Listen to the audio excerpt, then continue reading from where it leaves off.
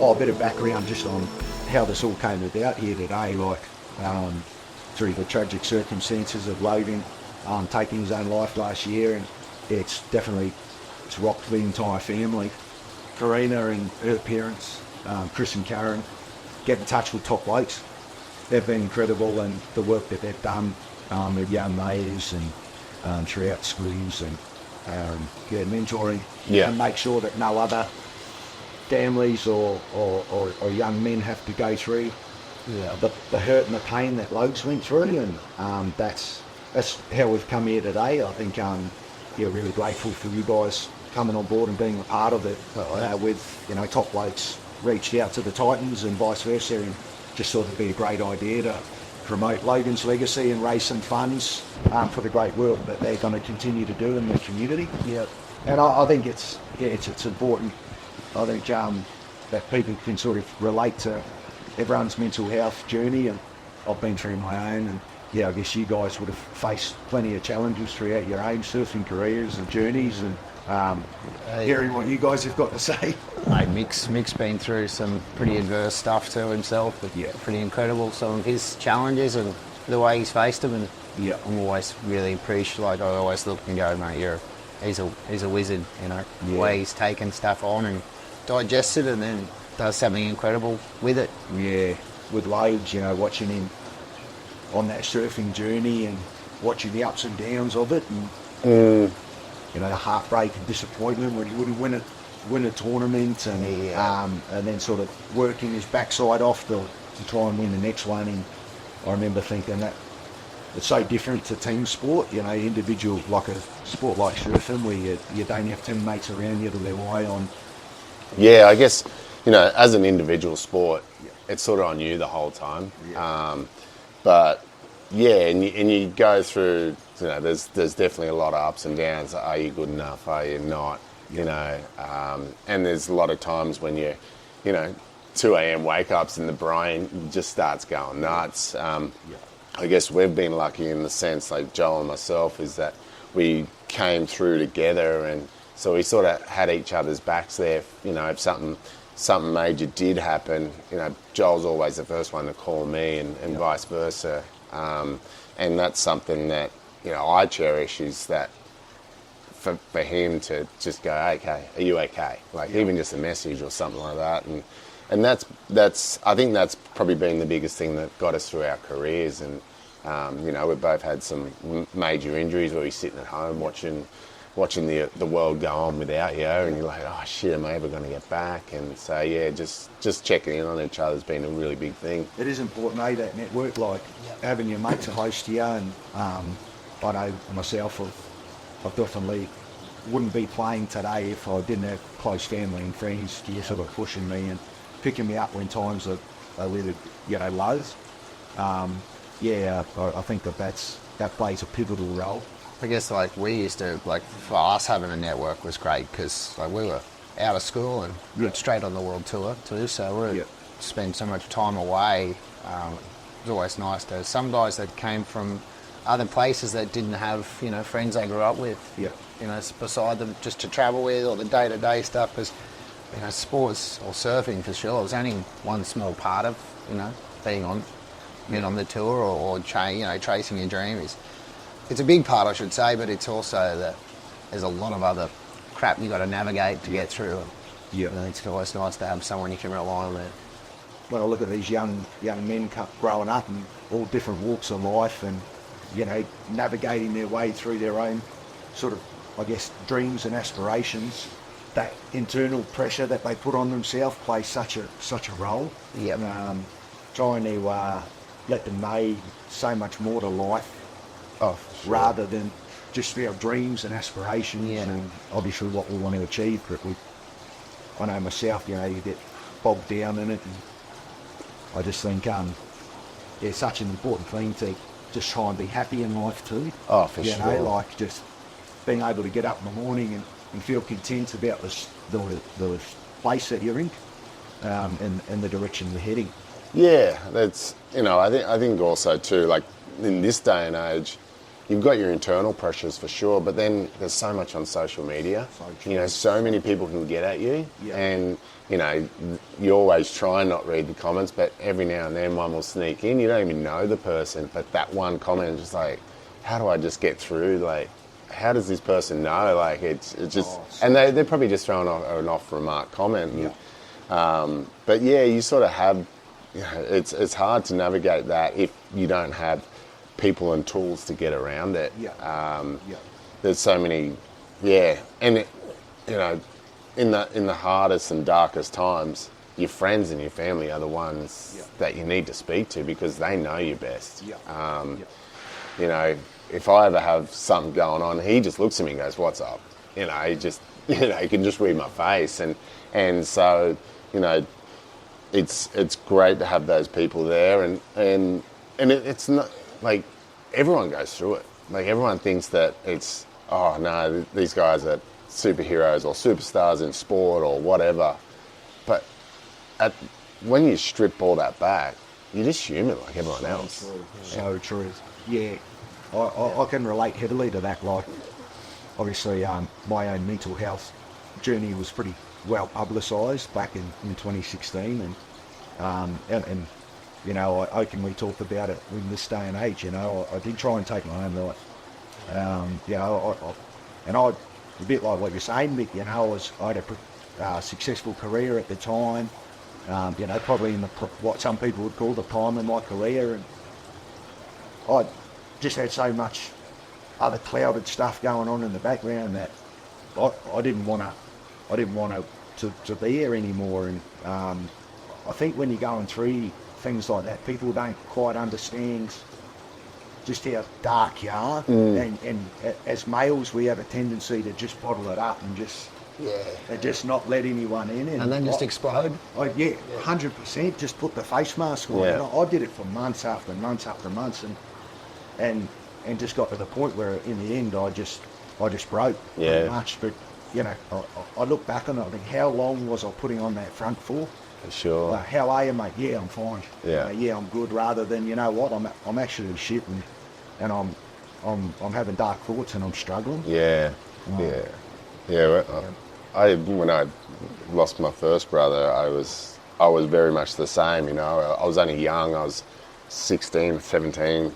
And, everyone around was like, "Go on, be strong, be strong." And I thought that was like show no emotion, not let anyone in. And so I had this wall that, it would only come down when I was in my room by myself. But yeah, people do the same thing where they're sitting there and they're like, "How are you?" And I'm good. And I'll just suppress so much, and it all just came back.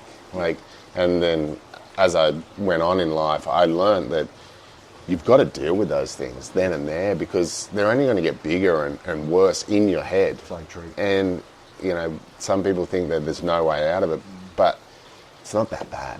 No. You face your fears, you have your friends and your family to support you, and we've got to help each other to get through those dark times. And, I've been in the same situation where I couldn't get out of bed. And it's like, fuck, is this it? Like, I just don't want to go and face the world, but had friends pull me out of bed, get me in the water, and just that's what pretty much changed my trajectory and just changed the way that I go and approach things. You talk about getting in the water, like probably a bit like became your antidepressant or your medicine to make you better.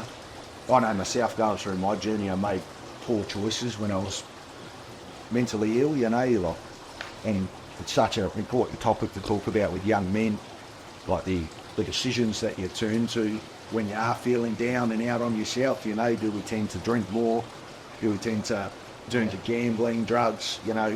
All those decisions that actually compound your mental health at the time. And I think it's about trying to create a safe environment and awareness for young men to feel like they don't have to go and suppress their feelings by going and drinking more on the weekend or going and making poor decisions. I don't know if you guys have ever gone through that part in your journey where you sort of look back and go, geez, I wish I hadn't have made Plenty. I hadn't have made those decisions around, you know, turning to I guess negative behaviours. Yeah. And you think that's the way out, you know. It's like, especially with things like drinking and drugs, like, they're great when you're doing them, but then the next day you're so depressed, and whatever you were depressed about the day before, it just gets 10 times worse. 100%. Yeah. But yeah, I guess, you know, for us, the water is our medicine. It's somewhere, like, even today, like, you know, just to go for a surf, it just makes us just feel so much better. I know if I haven't surfed in a couple of days, my wife's looking at me going, mate, get in the water. You act like an idiot. It hates me if I don't surf. But I hate myself if I don't surf. I start to get, my behaviour changes. You know, like the ocean for us, you know, it's a big cliche to say it's a saviour, but it really is. Like, it makes me feel human. I know if I can get in the water for half an hour, 20 minutes, I know I'll probably survive another 48 hours. Yeah, 100%. Do I have to get back in again? Yeah. So, no, I can relate to that for sure. You know, training's like that for us and playing for you, so it certainly is that. And I think that takes a while too, you're almost at the end of your career. You probably got 10 years in you. I probably shouldn't say that, but you know what I mean. Like you get to that point where you prioritise, you love that part of it, and you enjoy that process, and it makes you feel good. No, it's very true.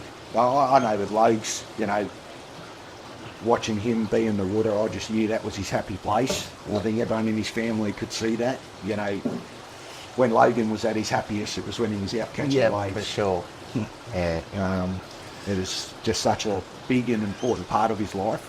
It is a good thing like that, surfing. Like for me, if the moment that I'm, you know, catching or paddling out, that no matter what the world of the stress, you know, I'm like, I've got half an hour or 40 minutes, I can switch off. I'm this is me, and I'm going to enjoy it, and you know, come in and I'll never have a good surf if I'm starting to overthink stuff and I'm sitting there. You never do. I find I just need to switch off and enjoy the ocean.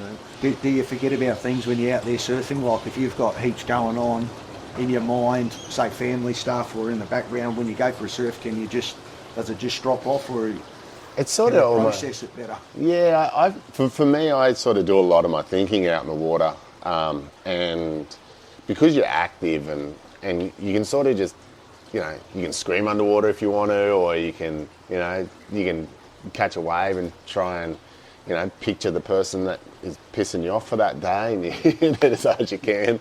But I think just being active and then being in the water, it just feels like it just washes you off.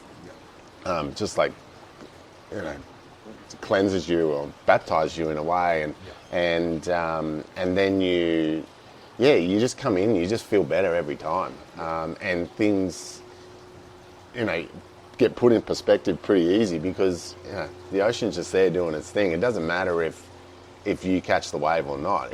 It's just going to keep rolling, and fish are going to keep jumping, birds are going to keep flying. So it's like, all right, let's push all the shit away and just concentrate on the beautiful thing that we get to do. Yeah.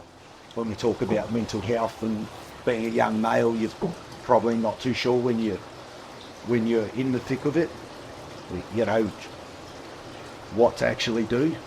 And I guess it's trying to find out what are the first steps when you are feeling like something's not quite right. I, on my own journey, knew in 2015 that I'd never known what depression was, but I knew at that point that something wasn't right.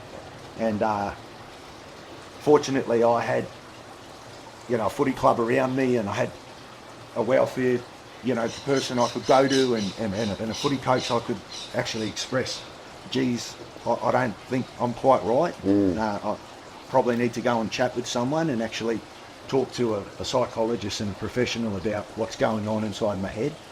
But I think it's a really difficult passage to navigate for young men when they are feeling not quite right and they've got dark thoughts, who they can actually turn to, and how they feel comfortable enough to express their emotions, whether it be to family members or you know, calling a helpline or going to a doctor. I guess it's really hard when you're 17, 18, 19 as a young man, to have that confidence to go and say those first steps to someone, I'm not right. Yeah, I think the biggest thing is, like, when you're 17, 18, you're meant to be a man, and there's this stigma around you got to be strong and tough. But I think probably the most courageous thing that you can do is actually open up to someone and talk to them. And it's for me, when through my journeys, it was always calling a friend or talking to a parent or my family, and those people that are closest to you, they got that unconditional love, and they'll try and do whatever they can to try and help you, even if they don't have the answers. Then it's so easy to research all that now.